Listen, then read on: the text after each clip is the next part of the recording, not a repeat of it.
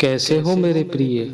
आज नीम करौली बाबा तुमसे खुद बात करना चाहते हैं। उन्हें पता है तुम्हारी जिंदगी में क्या क्या समस्याएं हैं, क्योंकि बाबा अंतर्यामी हैं।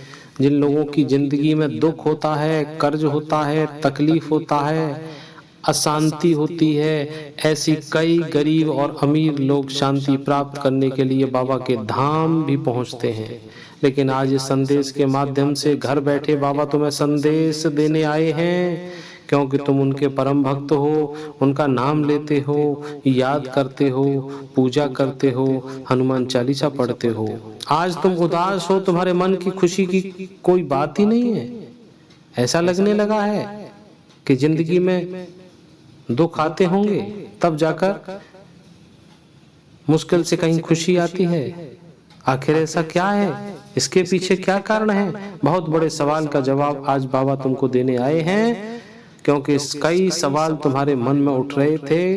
कोई इंसान है जो गलत काम करके भी खूब मौज कर रहा है, खूब पैसा कमा रहा है। वहां पर एक मैं हूँ जो दिन रात मेहनत करता हूँ, हर संभव प्रयास करता हूँ, तब जाकर मुश्किल से 2 रोटी कमाने को मिलती हैं। आज नीम करौली बाबा तुमको साक्षात दर्शन देने आए हैं, क्योंकि मुझे पता है तुम अपनी शादी को लेकर बहुत परेशान हो, जिसके लिए बेचैन हो। शादी में बहुत सारी समस्याएं आ रही हैं। मुझे पता है तुम्हारी जिंदगी में वो समस्या बहुत जल्दी दूर होने वाली है। तुम परम सौभाग्यशाली हो, क्योंकि यूनिवर्स ने तुम्हारी समस्या को चुन लिया है। अब वो समस्या सॉल्व हो चुकी है, समस्या खत्म हो चुकी है। एक सपना तुम्हारा पूरा होने वाला है। तुम्हारे घर आंगन में भी खुशियां छाने वाली हैं। अब अंधकार भरी रातें दूर होंगी, जिंदगी में सूरज की किरण प्राप्त होगी। और एक चीज ध्यान रखना, इस वीडियो को सुनने वाला कोई एक भक्त ऐसा है जिसके घर अभी बच्चों की किलकारी भी गूंजेगी। तो जब आपको खुशखबरी मिले, एक कमेंट बॉक्स में जरूर मुझे सूचना दें। कुछ सकारात्मक बेहतरीन होगा आपको। हमारी इस बात की विशेष ध्यान रखना, आधा अधूरा ज्ञान किसी काम का नहीं। जिन जिन लोगों को अचानक से यह वीडियो मिला है, कोई मामूली बात नहीं है, कोई विधि का विधान है। संदेश तुम्हारे पास आया है, पूरा तुम सुन रहे हो, और तुम्हें नया मार्ग भी मिलेगा। तुम चिंताओं से मुक्त हो जाओगे। लेकिन अगर तुमने आधा अधूरा वीडियो देखा, छोड़ के चल दिए, फिर आपको पुण्य की प्राप्ति नहीं होगी। विधि के विधान को थोड़ा सा भी गड़बड़ किया, संदेश को अंत तक नहीं सुना, तो तुम्हारा आने वाला कल, जिसको संवारने के लिए बाबा खुद तुम्हारे पास हैं, वो अपने हाथों से तुम्हारा सब कुछ अच्छा करने आए हैं। तो बाबा के वीडियो को लाइक और शेयर और सब्सक्राइब जरूर करें। ऐसे संदेश को यही समय, बड़ा सवाल यही है कि आखिर मेरा क्या होगा।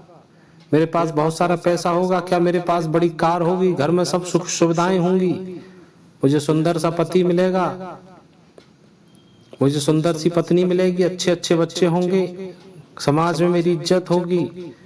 तुम अमीर लोगों को देखते हो, मन में बहुत सारे ख्याल आते हैं, वो सब आपका भी होगा। चिंता नहीं करो। महंगी गाड़ियों में घूमोगे, बंगला बनाओगे, इतने कम समय में कुछ नहीं, बहुत कुछ मिलेगा। जो भी कुछ जॉब कर रहे हो, मन से करते रहो। जिंदगी में खुशियां क्यों नहीं है, कार क्यों नहीं है, ऐसा मत सोचना। ये सोचो कि मेरे पास सब कुछ आने वाला है। एक एक रुपया कमा कमा के, इकट्ठा करके, वो सारी चीजें सब आपके पास मिलेंगी। कभी सोचा है कि पूर्व जन्म के अच्छे कर्म समाप्त हो जाएंगे? अब तुम खुद सोचो कि पूर्व जन्म के अच्छे कर्म समाप्त हो जाएं, अब बचा क्या? केवल बुरे कर्म, बुरे दिन। इंसान इतना बुरा गिरता है, इतना बुरा गिरता है, उसका घर भी बिक जाता है, पैसा भी चला जाता है, परिवार भी टूट जाता है, पुलिस केस अलग हो जाते हैं। कई जगह तो महसूस करना कि यह आसानी से नहीं कमाया जा सकता, बड़ी मुश्किल होती है धन को कमाने में, वो धन चला जाए। अगर तुम्हारी भगवान का नाम ले रहे हो, इतना दुख तुमको क्यों मिल रहा है? कई साल से मेहनत कर रहे हो, धीरे धीरे सारी चीजें, सारी परेशानी सब खत्म हो जाएंगी, और तुम भी उतना ही बड़ा कर पाओगे जितना बड़े अमीर लोग करते हैं। तुम्हारे पास भी बड़ी गाड़ी होगी, चिंता नहीं करो, अशांति में मत जियो। तुम इतना ध्यान रखना, तुम भगवान के प्रिय हो, भगवान के खास हो। पिछले जन्म के जो बुरे कर्म थे वो सब खत्म हो रहे हैं, उनका निपटारा हो रहा है। थोड़ी बहुत कुछ चिंताएं हैं वो बहुत जल्दी खत्म होने वाली हैं। भगवान चाह रहे हैं कि जल्दी जल्दी तुम्हारे बुरे कर्म समाप्त हो, सब फाइल निपट जाए, बचेगा केवल अच्छे अच्छे कर्म। और जिंदगी में इतना सुख आएगा, इतना सुख आएगा कि तुम समेटते रह जाओगे, समेट नहीं पाओगे। खुशियां लुटाओगे, प्रसाद बांटोगे, भंडारा करवाओगे, मंदिर बनवाओगे, समाज के काम करोगे, समाज में खुशियां बांटोगे। ये सब दिन आपके पास आने वाले हैं। गरीबों की मदद करोगे, ये सब चीजें तुम्हारे पास आएंगी। बिल्कुल फिक्र ना करो, सब विधि का विधान है। इस दुनिया में जो भी मनुष्य आया है उसे कर्म तो अपने भोगने हैं।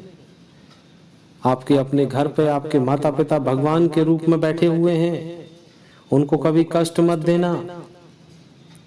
माता पिता को दिया गया कष्ट कभी भी खाली नहीं जाता है, संतान को भोगना पड़ता है। ये सबके लिए है, सतयुग से लेकर आज तक। किसी की बेईमानी मत करना, किसी भाई भाई की जमीन प्लॉट को नहीं लेना चाहिए, कोर्ट कचहरी के चक्कर ना लगाने पड़े। एक जमीन के छोटे से टुकड़े की खातिर अपने नाम पे कलयुगी मत लिखवा लेना। अगर कोई विवाद भी हो गया है, समझौता कर लो, क्योंकि जब संतोष नाम का धन आ जाता है, जब दिमाग में शांति सुकून संतोष होते हैं, तो ये सारी संपत्तियां बेकार होती हैं, ये सब धन बेकार होते हैं। इसलिए तुम सारे समझौते करके सबके साथ मिलजुल के अच्छी तरह से रहो। तो एक दिन दुनिया को छोड़ के जाना है, या तो मृत्यु लोक है। जो तुम घर बना रहे हो, ये घर तुम्हारे साथ नहीं जाएगा। बैंक बैलेंस बढ़ रहा है, ये भी तुम्हारे साथ नहीं जाएगा। इसलिए इस जीवन में अच्छे काम करो, अच्छा सुख भोगो और परम पद को प्राप्त करो। जरा अपने आसपास को नजरें तो घुमा के देखो, बहुत बुरा समय किसी दूसरे का भी चल रहा होता है, लोग कैसे कैसे गुजारा कर रहे हैं। तुम किसी की कृपा से दोनों टाइम रोटी खा रहे हो, ये बहुत बड़ी बात है। तुम्हारा कोई काम रुक नहीं रहा, चाहे थोड़ी बहुत मुसीबत आ जाए, लेकिन अब वो भी रुकना बंद हो जाएगा। झोंपड़ी में रह रहे गरीब बच्चे, जिनके कपड़े फटे हुए, जिनकी रोटी खाई नहीं उन्होंने, वो भी हंसकर खेल रहे होते हैं। इतने बुरे हालातों में भी हंसते रहते हैं। तुमको तो भगवान ने बहुत कुछ दिया है। नीम करोली बाबा ने तुम्हें यही समझाना चाहते हैं कि उदासी छोड़ो, हंसना शुरू करो और चार लोगों की हंसी की वजह बन जाओ। क्योंकि इस दुनिया में रोना है तो बड़ी आसानी से, रोने की तो 10 वजह हैं, लेकिन हंसने की एक वजह भी तुम्हारे पास है, उसे पकड़ लो और उसे छोड़ना मत। अपने आप को समझाओ कि मुझे जिंदगी में ना क्या करना है, मुझे अपने माँ बाप का नाम रोशन करना है। उन्होंने मेरे साथ कितना कंप्रोमाइज किया है, उन्होंने खुद की खुशियों का त्याग करके मेरे ऊपर खुशियां खरीदी हैं। क्या मैं उनके बुढ़ापे का सहारा बनूं? क्या मैं हमेशा उनके ऊपर बोझ बनकर रह जाऊंगा? मुझे उनके लिए बहुत कुछ करना है। उन्हें पूरे घुमाना है, उन्हें मंदिर घुमाना है, उनको तीर्थ घुमाना है, उनके सपनों को पूरा करना है। तुम्हारे बच्चे भी तुम्हारे साथ ऐसा करेंगे अगर तुम पिछली पीढ़ी के साथ अच्छा करोगे। समाज के लोग उन्हें सम्मान की निगाहों से देखें, ऐसा कुछ करके दिखाना है। क्या तुम प्यार के चक्कर में पड़ जाते हो तो अपने हाथों की लकीरों को बदलने के लिए मेहनत करो, पुरुषार्थ करो। तुम्हारा भाग्य मुकद्दर हाथों की लकीरें सब बन जाएंगी। बर्बाद मत करो अपने आप को, बर्बाद मत करो अपने समय को, बर्बाद मत करो अपनी जवानी को। जो शरीर में ताकत है उसको मेहनत करके अपने जीवन को मुकद्दर को बनाने में लगा दो। व्यापार करो, नौकरी करो, पैसा आएगा, अनुभव बनेगा। अनुभव से 2, 3, 4 साल बाद कुछ बड़ा काम कर पाओगे। तुम एक के बाद एक सफलता के नए आयाम स्थापित करोगे, खुद महसूस करोगे इस दुनिया में कदम आगे बढ़ाया जाता है, तब आगे का रास्ता क्लियर होता है। कई बार हमको लगता है कि आगे तो जिंदगी बहुत बड़ी है, अब कैसे और क्या करूं, लेकिन जब हम किसी रास्ते पर आगे की ओर बढ़ते हैं तो जैसे जैसे आगे बढ़ते जाते हैं रास्ता दिखता चला जाता है। जैसे हम कोहरे में चलते हैं, फॉग में चलते हैं, वही जिंदगी में थोड़ा आगे बढ़ो, भगवान अपने आप मार्ग दिखाएंगे, अगला और मार्ग मिलेगा, तुम लक्ष्य तक पहुंचोगे। वीडियो में बताई गई एक एक बात ने अगर तुम्हें हौसला दिया है तो एक प्यारा सा लाइक करना तो जरूर बनता है। इस संदेश को प्राप्त करने के लिए चैनल को सब्सक्राइब करके बेल आइकन को दबा देना और बिल्कुल मत भूलना कमेंट में अपनी समस्या और जय श्री राम लिखना। जय जय श्री राम, जय बजरंग बली, जय बाबा नीम करोली।